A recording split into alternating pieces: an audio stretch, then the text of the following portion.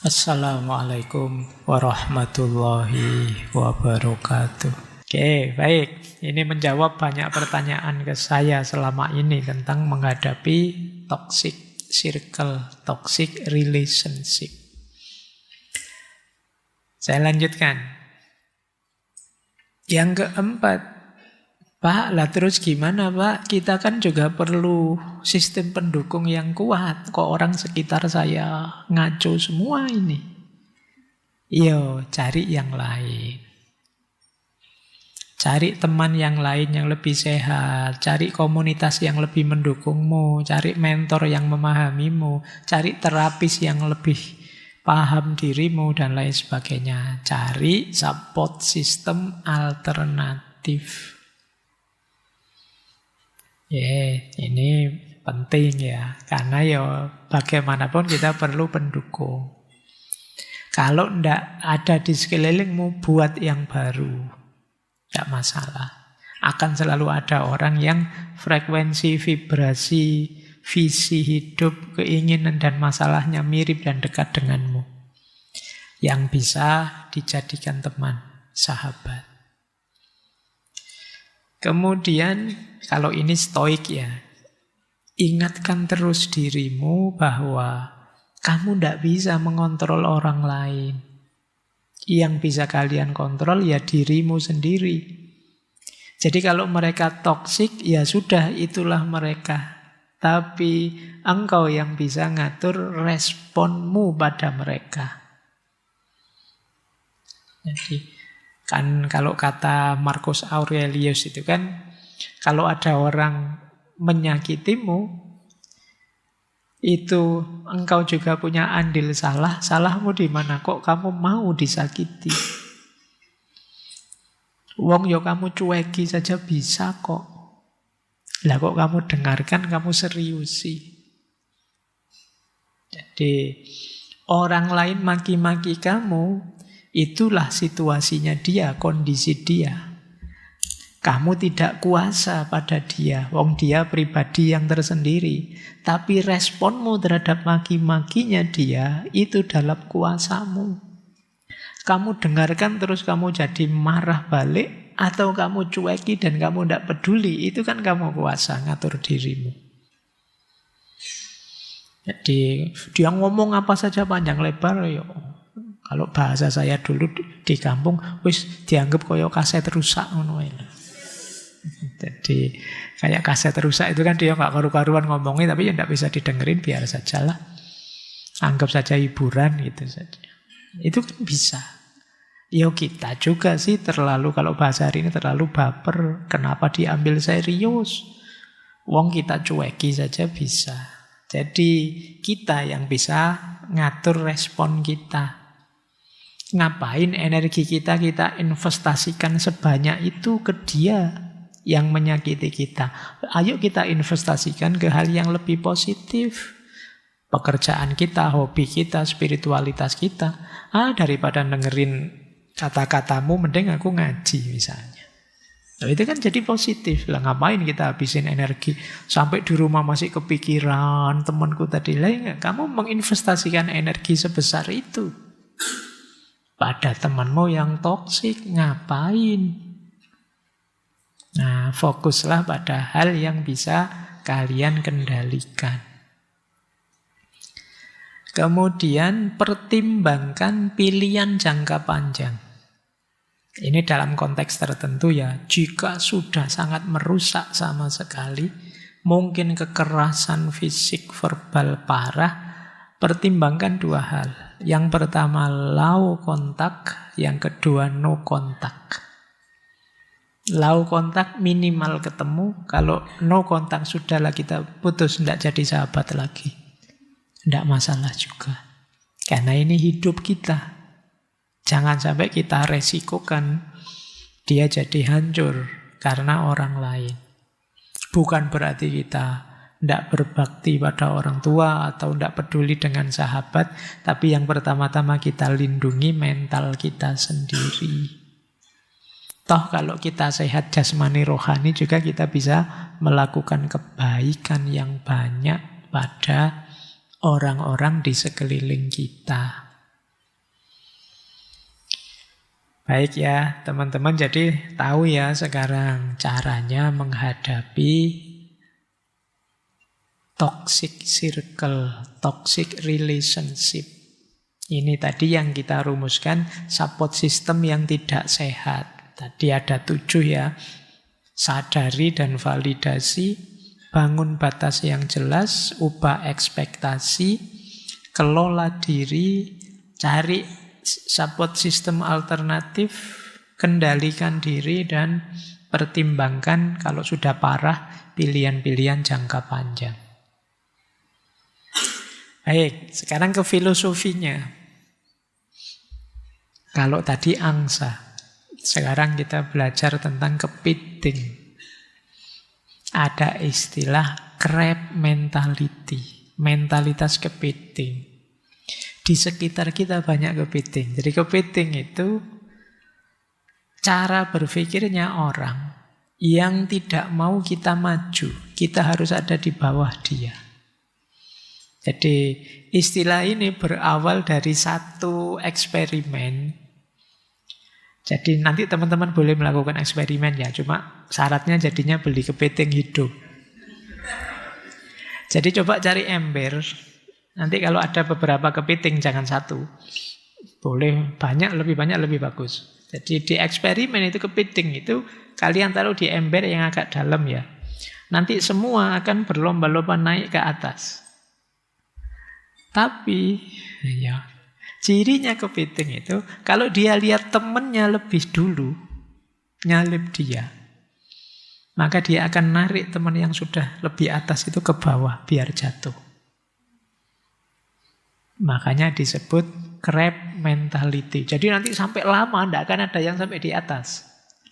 Jadi begitu ada yang mau nyampe atas ditarik oleh temannya jatuh ke bawah. Begitu nyampe atas ditarik oleh temannya jatuh ke bawah. Jadi kadang-kadang ya malah jatuh bareng. Tidak apa-apa, yang penting tidak ada yang duluan keluar. Itu mental kepiting namanya. Nah, ini support system yang negatif sekali. Jadi kalau ada kepiting itu mencoba manjat keluar, akan ditarik ke bawah. Dan sampai lama kalian tidak perlu ngasih tutup itu. Tetap akan ada asal dia masih hidup, itu dia akan tetap ada di bawah. Yang bisa ngangkat ya kalian sendiri yang punya pada akhirnya. Nah, itu namanya sindrom kepiting. Crab mentality. Jangan-jangan, ini jangan-jangan ya. Wong yo ndak serius. Kenapa bangsa kita ndak maju-maju? Jangan-jangan ada aspek ininya juga. Crab mentality. Begitu ada yang mau maju lah kok enak. Iya, jadi ini kalau bahasa agama diawali iri, dengki, terus tidak senang kalau lihat orang sukses. Unggul duluan, akan dia tarik ke bawah. Jadi ini ciri-cirinya apa? Iri terhadap keberhasilan orang lain. Di sekitar kita juga banyak. Tidak mendukung, malah menjatuhkan. Kita sendiri sudah berupaya naik, tapi kok terus dia tinggal menjatuhkan saja. Padahal kan membangun itu sulit, kalau menjatuhkan sih gampang. Kemudian biasanya terus menyebar komen-komen negatif. Kalau ada orang sukses, itu kebetulan saja. Itu karena orang tuanya privilege. Ya, itu. Sebenarnya bahasa-bahasa orang iri. Jadi tidak senang kalau ada orang lain sukses. Masih mending bahasa kompetisi. Kalau bahasa kompetisi itu, kalau dia sudah naik, wah aku harus segera naik, tidak boleh keduluan dia, itu masih mending. Tapi ini dia narik yang sudah di atas. Jadi banyak di sekeliling kita orang seperti itu. Dia menahan orang lain agar tidak berkembang. Mentang-mentang dia lulusnya lama, terus bilang ke temannya, ngapain lulus cepet-cepet? Padahal itu sebenarnya dia takut diselip temennya. Tuh dia bilang, lulus cepet-cepet lalu yang nganggur. Setelah ini mau apa? Sudahlah, masih enak sekarang statusnya mahasiswa gitu. Ini crab mentality. Dia senang lihat orang lain gagal agar dirinya tidak merasa kalah, tidak merasa tertinggal. Bahwa sudahlah kita sama-sama kayak gini aja lah. Jangan keduren, jangan kejauhan. Nah, ini namanya grab mentality. Ini filosofi pertama. Ada filosofi menarik lagi. Ada istilah bajak laut di perahu bocor. Bajak laut itu mewakili orang atau sekelompok orang yang secara aktif mengambil keuntungan sendiri. Egois, nyari enaknya sendiri, untungnya sendiri. Tapi ini dia membajak di perahu bocor.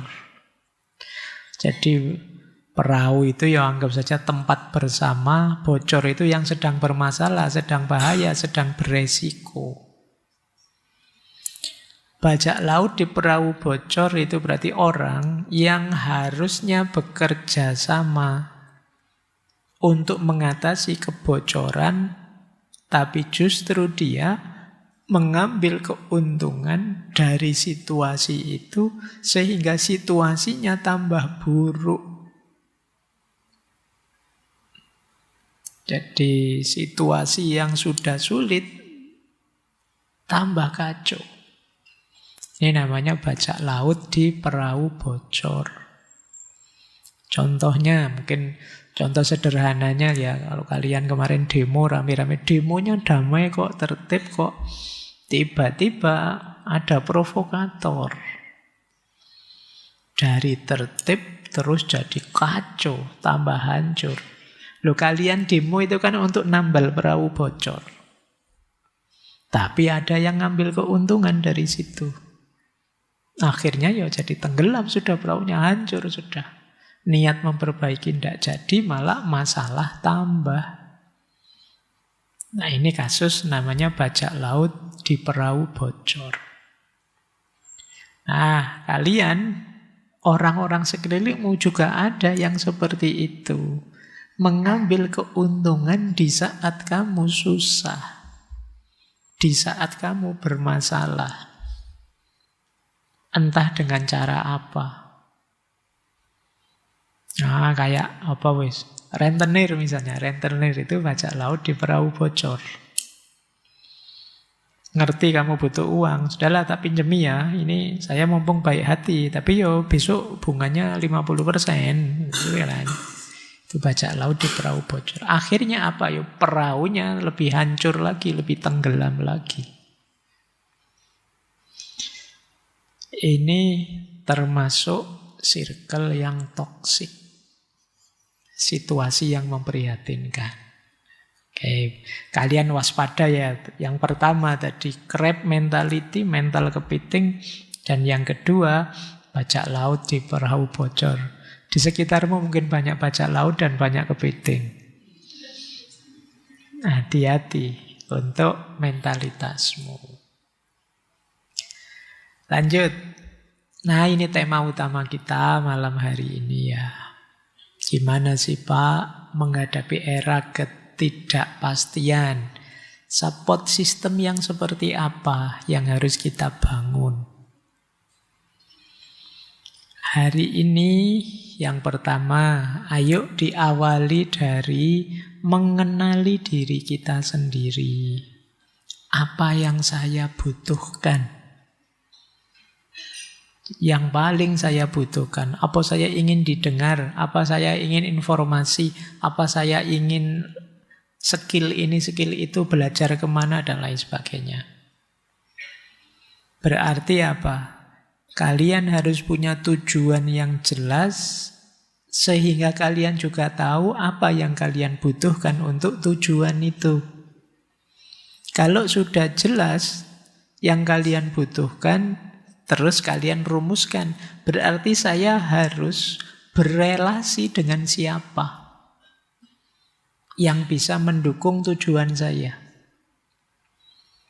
Nah, ini namanya membangun support system. Oh, Pak, saya itu sejak dulu cita-cita saya ingin jadi ulama, Pak, ingin jadi kiai, Pak, misalnya. Oh, berarti saya butuh belajar agama yang banyak. Nah, apa yang harus saya lakukan kemudian untuk support sistemnya? Oh, saya harus banyak kenal sarjana-sarjana agama, santri-santri. Saya harus ke pesantren biar punya relasi dengan kiai dan lain sebagainya. Ini yang disebut kenali kebutuhan kita. Ya syaratnya tadi ya punya tujuan. Tentang tujuan kita bahas minggu depan. Yang kedua, tentu saja pilih lingkungan yang positif. Hindari yang toksik tadi. Hindari juga lingkungan yang penuh gosip. Kenapa? Menghabiskan waktu. Tidak produktif. Atau terlalu menekan, terlalu kompetitif. Itu juga tidak bagus. Kita tertekan tiap hari juga tidak bagus. Yang serius tapi santai. Bisa mendukung kita. Kemudian tadi ya, kita harus bisa saling mendukung di antara kita. Jangan hanya egois mencari dukungan, kita juga harus jadi pendukung yang baik. Kemudian manfaatkan teknologi. Cari grup-grup online yang mendukungmu. Grup WA, forum online, tapi yang positif ya. Jangan yang toksik. Jangan yang tiap hari perang stiker sama hoax. Ya. Oke. Eman-eman waktumu. Cari yang produktif. Syukur-syukur, kan tadi ada tujuan, ada kebutuhan. Kalian punya figur panutan yang bisa ditanya, yang bisa nuntun, bisa bimbing. Sehingga bisa jadi penuntunmu di tengah ketidakpastian. Kemudian yang terakhir, untuk support system di era ketidakpastian, jaga kesehatanmu. Lalu kalau kamunya sendiri drop, sakit, gimana bisa didukung? Wong yang didukung sudah loyo. Kalian harus tegak dulu baru bisa didukung.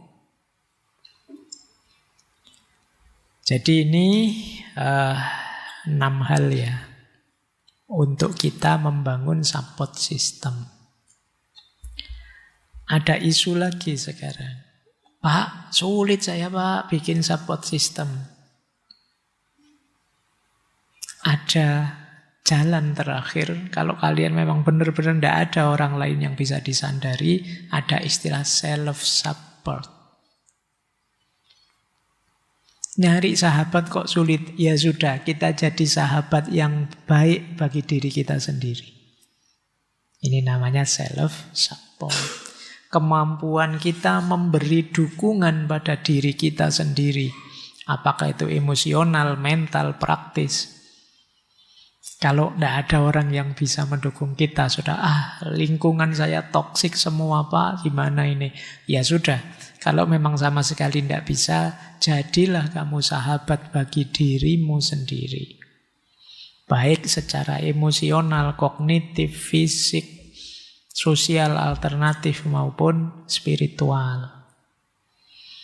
Jadi sahabat bagi dirimu secara emosional, misalnya kamu belajarlah bisa menenangkan dirimu sendiri tanpa harus ditenangkan orang lain.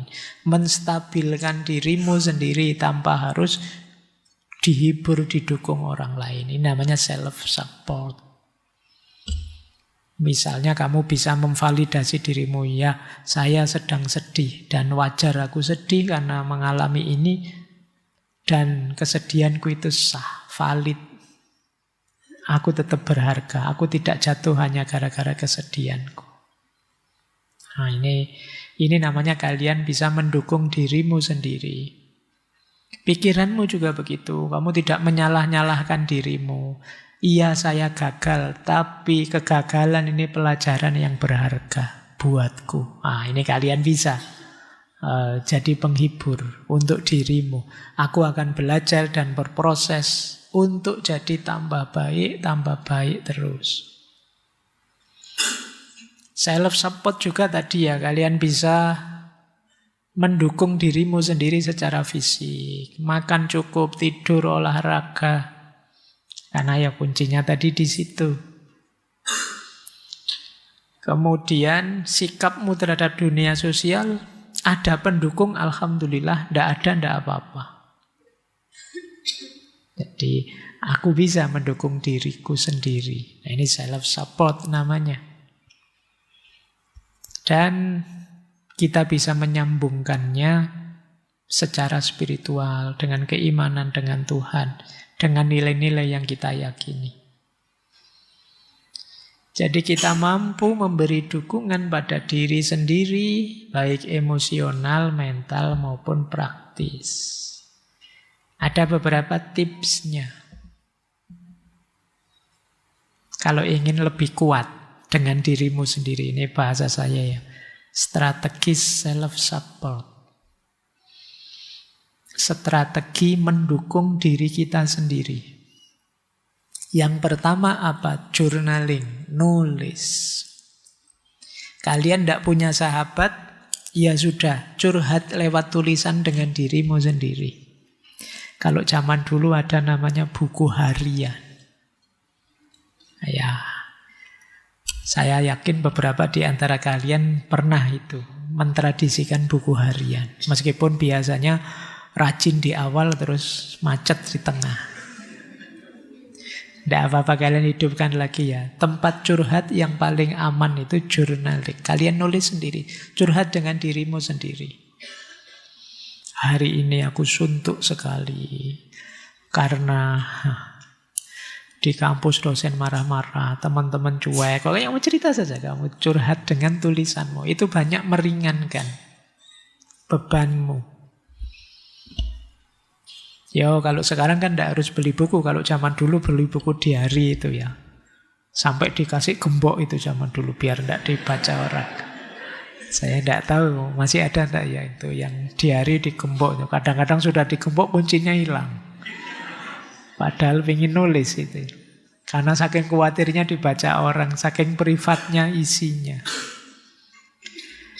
Nah, nanti kalian buka ya, kalau pulang ke kampung coba dicek, semoga masih ada diarimu, terus kamu baca sekarang itu. Biasanya kamu terus ketawa-ketawa baca. Padahal dulu nulisnya sambil nangis-nangis. Ya enggak apa-apa, itu menunjukkan kamu berkembang. Oke, jadi cara pertama itu ya, menulis. Cara kedua, self-affirmation. Pinter-pinterlah bicara dengan dirimu.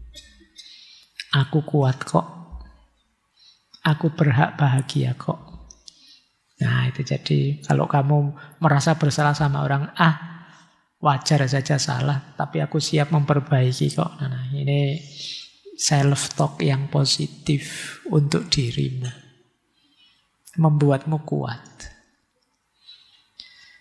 Oke. Kok teman-teman menjauhiku semua? Tidak apa-apa. Tanpa teman-teman pun aku masih bisa bahagia. Emangnya aku yang rugi, mereka lah yang rugi. Nah itu roto pede, roto gaya gitu, tidak apa-apa. Menegaskan bahwa saya masih bisa bahagia meskipun dengan diriku sendiri. Kemudian lakukan ritual-ritual kecil yang membuatmu semakin suka dengan dirimu. Mungkin ngopi, ngeteh, jalan-jalan. Kalau yang religius, sholat malam, puasa Senin Kemis. Itu kan ritual kecil tapi membanggakanmu sendiri tentang dirimu. Membuatmu tambah percaya. Wah, saya yang kayak gini ternyata bisa ya puasa Senin Kemis. Itu kan keren. Jadi membuatmu semakin percaya diri, tambah mantap. Kemudian penting juga kalian bisa dikit-dikit lah teknik menenangkan diri, mindfulness, ambil nafas panjang, fokus, istirahat, ngambil jeda, menemukan makna positif dari hal negatif. Ini membahagiakan dirimu. Termasuk yang paling penting, kenali pola kebutuhanmu. Kapan istirahat, kapan harus kerja keras, kapan bersosialisasi, kapan menyendiri. Biar kalian lebih tangguh. Karena rumusnya tadi kan sosialisasi ayo, sendiri juga siap. Nah, ini support sistemnya double. Tidak hanya dari luar tapi dari dalam. Tidak hanya support system tapi juga self support. Ya, ini untuk membuat hidup kita tambah kuat, tambah tangguh. Baik. Support system yang sehat sudah, support system yang negatif sudah, self support sudah. Sekarang isu selanjutnya. Kalau tadi kan kalian mencari dukungan. Sekarang kalian tidak boleh egois. Kalian juga harus jadi support system yang baik untuk orang-orang di sekelilingmu. Kalian harus jadi pendukung, tidak hanya mencari dukungan. Apa saja support system yang baik? Itu yang pertama, hadirlah sepenuh hati untuk orang-orang di sekitarmu. Jadi, active present.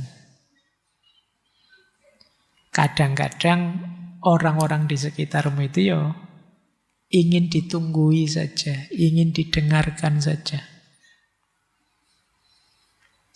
Ada kalanya kalau pas ketemu mereka, coba HP-mu dimatikan, taruh di tas, taruh di saku, perhatikan obrolanmu dengan dia.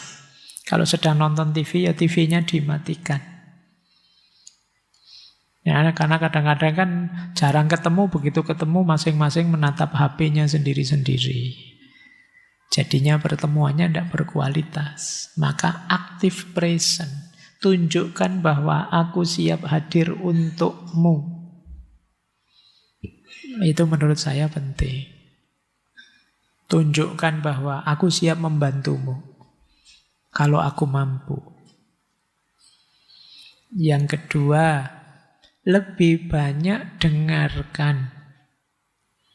Karena saya tahu kebanyakan kita kalau ada temennya curhat, kesusu pingin menasehati. Temennya yang curhat baru ngomong satu kalimat, nasihatmu sudah 3 paragraf. Kamu harusnya begini, yang sabar, yang panjang nasihatmu. Padahal mereka itu cuma pingin cerita, mengeluarkan apa yang ada di hati mereka. Lah kalau tidak kamu beri waktu, tidak kamu beri ruang, gimana mereka bisa cerita? Kadang-kadang mereka tidak cari solusi. Kalian cukup mengulang saja yang disampaikan. Oh, berarti kamu sedih ya karena ditinggal oleh mantanmu yang sekarang. Wah, saya dulu juga pernah gitu, sedih juga kok rasanya. Jadi temenmu mungkin seneng. Tidak harus nyari solusinya. Wah, kamu harusnya tetap sabar. Ambil iktibar dari pelajaran tadi. Wah, sekali. Kemantepan. Ya. Kamu menasehati panjang lebar. Padahal kalau kamu sendiri ngalami juga puyeng. Karena apal teorinya saja sih. Karena itu ya kadang-kadang temanmu hanya ingin hadirmu. Yang siap jadi wadah apapun yang mereka rasakan.